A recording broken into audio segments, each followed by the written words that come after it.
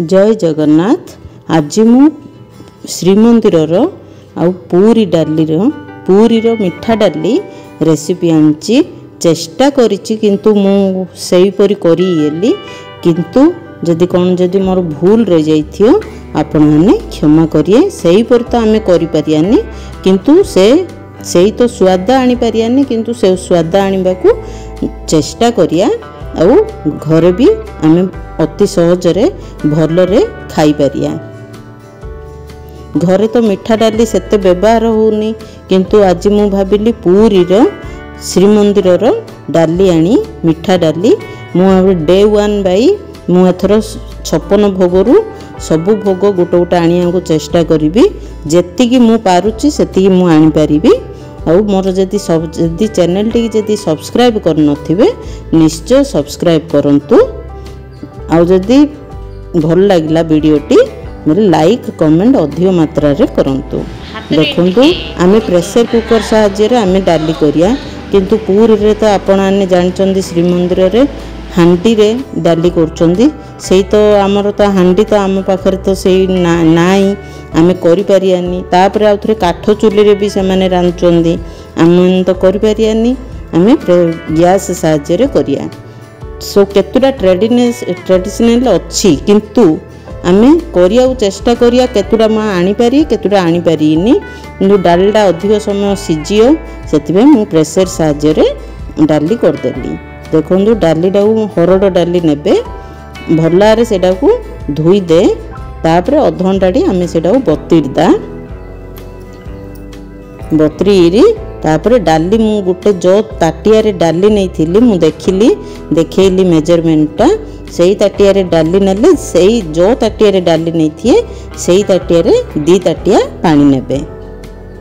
तापर मु अदा छेचिगिरी पकेली एपरी हेमदस्ता भी सेठे व्यवहार होनी बेली मु सुनिची किंतु आउ आमे कोन करिया ग्राइंडर साहाय्य रे हो हेमदस्ता साहाय्य रे हो आमे करिया। अदा कुरीरी पकाउचंदी सेही परी भी हेले मोर अदा कुरीरी करिया को नाही सेतिमे मु भाबिली छेचिगिरी पकेई। देखंतु अदा छेचिगिरी सेडरे पकेई देले तापर हल्दी गुंड भी पकेइले तापर मु 3टा हुइसिल दे देली स्लो फ्लेम टा स्लो करिगिरी।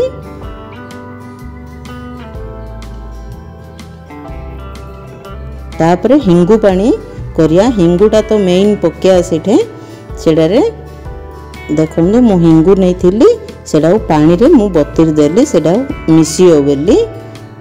जदि आपण मन पाखरे जदि गुंड हिंगु जदि थियो बेले डायरेक्ट पकई पारिए किंतु मंदिर रे गोटा हिंगु व्यवहार होउची आउ गोटा लुण भी व्यवहार होउची किंतु आम मनर घरे एबे गोटा लुण भी नहीं एबे से गुंड लुण का व्यवहार करचंदी आमे तो घरे करचंदी किंतु चलियो।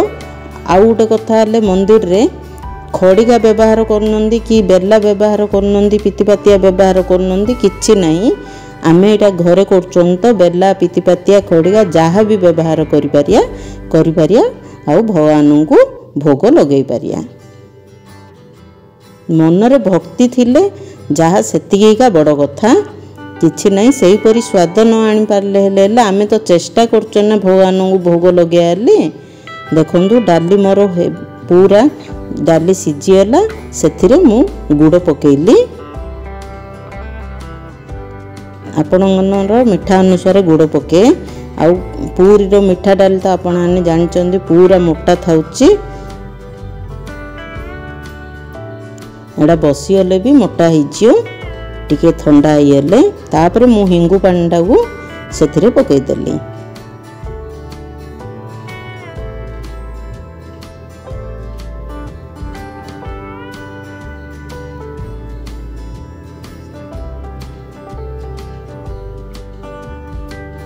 देखो सेटा बेसी हिंगु पानी पकेला परे बेसी फुटेनी बेसी समय फुटेनी जहाँ 5 मिनट 4 ରୁ 5 मिनट पर्यंत फुटिया को छाड़ दे तापर गैस बंद कर दे।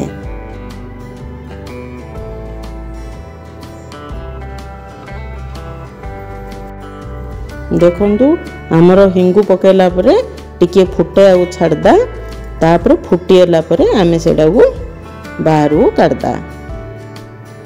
देखो गोटे हांडी थिला मोर से हांडी साहाय्य मु सेटाको काढ़देली।